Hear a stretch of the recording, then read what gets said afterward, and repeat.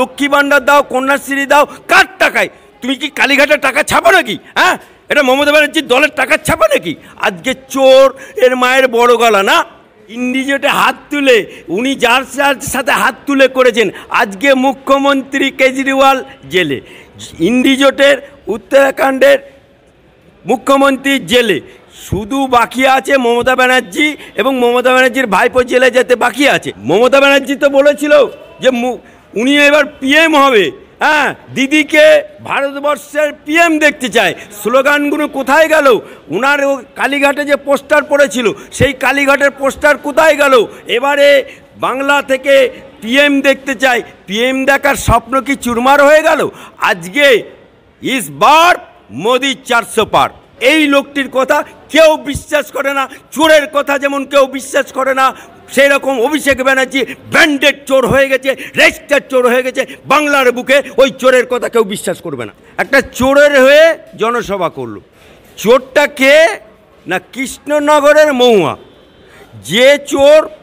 যে চোর ভারতবর্ষের পার্লামেন্টে পাসওয়ার্ড দেওয়া হয়, সেই পাসওয়ার্ডটা অনলি ফর সাংসদরা ব্যবহার করে, সেই পাসওয়ার্ডটা বাইরে পাচার করে দিল। এবং এই সাংসদ, এই চোর, এই মহামৈত্র লিপস্টিক, ভ্যানিটি ব্যাগ এবং আরও উৎকোচ নিয়ে যে ভারতবর্ষে সাংসদের, গর্বিত সাংসদদের কালিমালিপ্ত করলো। যে সাংসদকে এথিক্স কমিটি ডাকলো, সেখানে অভিনয় করে, চোখে ভেসলিন লাগিয়ে অভিনয় করে বেরিয়ে এলো। এই সাংসদ, যে সাংসদ আজকে কৃষ্ণনগরের কথা বলতে যায়নি, এক কোম্পানির টাকা নিয়ে আর এক কোম্পানির বিরুদ্ধে বলল, যে সাংসদের আজকে লোকসভায় যে যে পাসওয়ার্ডগুলো দিয়েছে, তার বিনিময়ে কত টাকা উনি উৎকোচ পেয়েছে, তার বিরুদ্ধে ইডি সিবিআই তদন্ত হচ্ছে। অর্থাৎ মমতা ব্যানার্জি প্রথম প্রচার অভিযান শুরু করলো দুবুলিয়া থেকে একটা চোরের হয়ে। মহামৈত্রকে তাড়ানো হয়েছে তো চুরির দায়ে। মহামৈত্রকে তাড়ানো হয়েছে ভারতবর্ষের সার্বভৌমত্বকে নষ্ট করেছে। মহামৈত্রকে তাড়িয়েছে সংসদ থেকে তার এথিক্স কমিটির সুপারিশে। মহামৈত্র যে তাড়ানো হয়েছে তার কুকর্মের জন্য।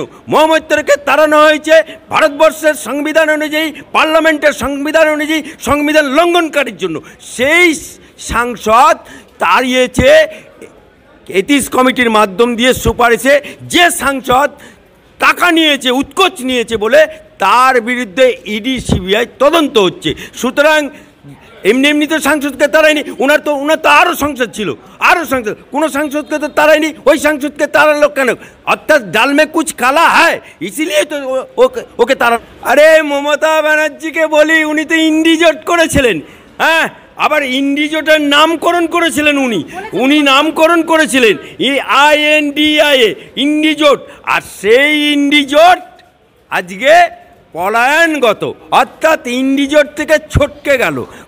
উনি ভেবেছিলেন ইন্ডিজোটে আমি নেতৃত্ব দেবো, কিন্তু ইন্ডিজোট ওনার নেতৃত্ব করতে দিল না, উনাকে বাদ দিয়ে আজকে ইন্ডিজোট চলছে। এই যে কংগ্রেস, সিপিএম বা আরও অন্যান্য দল যারা ইন্ডিজোটে আছে, হ্যাঁ, ইন্ডিজোটে তো উনি গেছিলেন।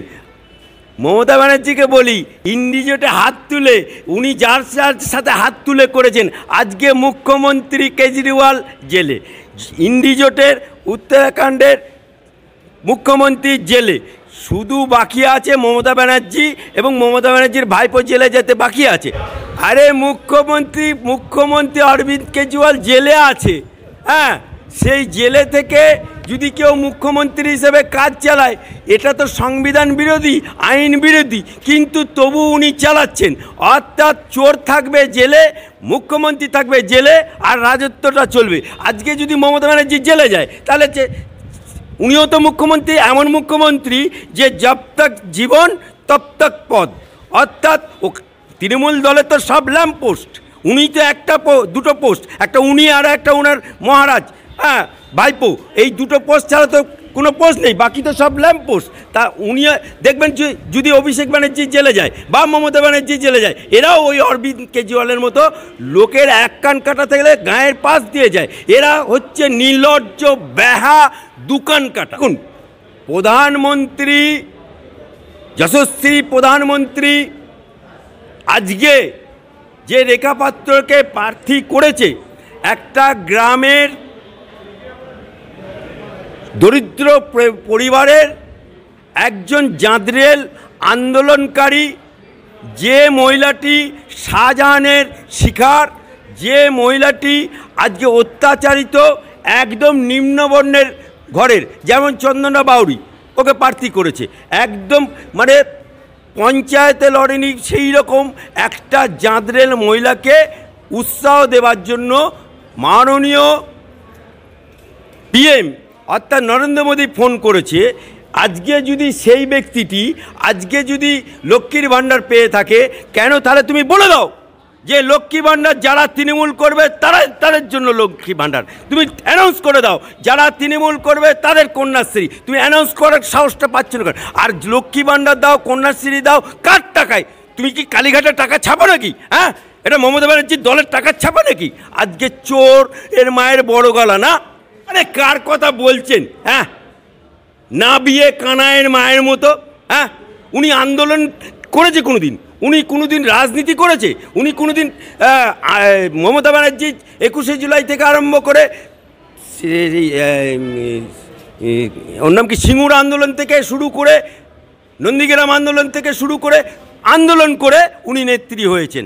এর জন্য বিরোধী যখন ছিলেন তখন আন্দোলন করেছে। কিন্তু এই অভিষেক আলালের ঘরে দুলালের মতো এখানে প্রবেশ করলো ডায়মন্ড হারবারে এবং জিতেই গেল। যখন ডায়মন্ড হারবারে পিসি মনিরদয় জিতে কি করলো, মধু চাটতে শুরু করলো, চাটতে এমন অবস্থা হয়ে গেল।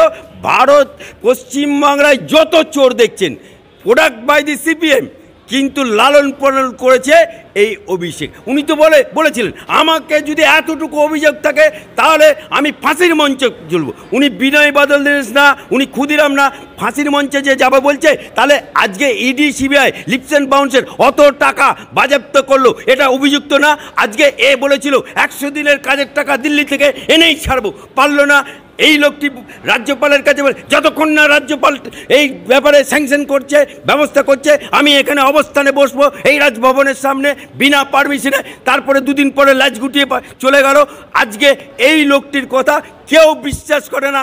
চোরের কথা যেমন কেউ বিশ্বাস করে না, সেই রকম অভিষেক ব্যানার্জি ব্র্যান্ডেড চোর হয়ে গেছে, রেজিস্টার্ড চোর হয়ে গেছে। বাংলার বুকে ওই চোরের কথা কেউ বিশ্বাস করবে না। আরে উনি তো এরকম ডায়লগ দেয়, ডায়লগবাজ নেতা। অর্থাৎ আমি অভিষেক ব্যানার্জিকে চ্যালেঞ্জ করছি, বিইং এ অ্যাডভোকেট, তুমি লিপস যখন নির্বাচন কমিশনের কাছে 2019-এ যে এফিডেভিট দায়ের করেছিলে, সেখানে কেন তুমি লিপস অ্যান্ড বাউন্সের তোমার যে টাকা আছে, তোমার যে কোম্পানি আছে দাওনি? তুমি কি লিখেছিলে ওখানে? হোয়াট ইজ দি পেশা, অকুপেশন কি? তুমি সেখানে লিখেছিলে আমি বাড়ি ভাড়া দিয়ে খাই। তার বাড়ি ভাড়া দিয়ে যে লোকটা খায় সেটা জনগণের কাছে বলনি। তোমার লিপস অ্যান্ড বাউন্সের মালিক তোমার মা, সেটা বলনি। তোমার লিপস অ্যান্ড বাউন্সের বাপ মালিক, সেটা বলনি। অর্থাৎ চোর যখন আজকে তোমাকে কেন কপিল সিব্বলের কোলে তুলতে হচ্ছে? কেন হাইকোর্ট থেকে সুপ্রিম কোর্ট বিভিন্ন উকিলের মাধ্যম দিয়ে ছুটতে হচ্ছে? কেন তোমাকে স্টে নিতে হচ্ছে? জবাব দাও। আজকে তুমি 42টা ক্যান্ডিডেট তুলে নেবো, কখনো কখনো বলছে লক্ষ্মীর ভাণ্ডার তুলে দেবো। লক্ষ্মীর ভাণ্ডার কি কালীঘাটে টাকা চাপায় নাকি? হ্যাঁ, তৃণমূল কি টাকা চাপায় নাকি? লক্ষ্মীর ভাণ্ডার এটা জনগণের ট্যাক্সের টাকায় দিচ্ছে। আজকে বিজেপি কোথায় কি করবে জানি না, কিন্তু এটুকু বলতে পারি প্রতিবার আজকে মরছে মুসলমান, মারছে মুসলমান, বদলুট করছে মুসলমান, জেল খাচ্ছে মুসলমান, আর ডিম খাচ্ছে দারাগাবাবু ক্যামাকা স্ট্রিট। লজ্জা করে না বলতে? আজকে 1,500 টাকা দিচ্ছে, 3,000 টাকা দিচ্ছে। হ্যাঁ, এই তোমার কর্তব্য। আজকে ডায়মন্ড হারবার মডেল করলে, সোনার মডেল করলে, সেই ডায়মন্ড হারবার মডেল ফ্লপ। আজকে তোমার বউ সোনা বৌদি সোনা পাচার করতে গিয়ে ধরা পড়লো, ফ্লপ। আজকে নিজের পেছনে গু, আজকে তুমি সকলকে বলছো বিজেপির পেছনে লাগতে এসছো। অর্থাৎ এটুকু বলেই দিই যে অভিষেককে বিজেপির ডিএনএতে তোমাদের তৃণমূল জন্ম।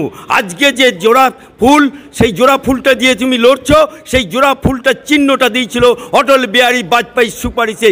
তাই বিজেপির ডিএনএতে জন্মগ্রহণ করে আজকে বিজেপির বিরুদ্ধে বড় বড় কথা বলছো।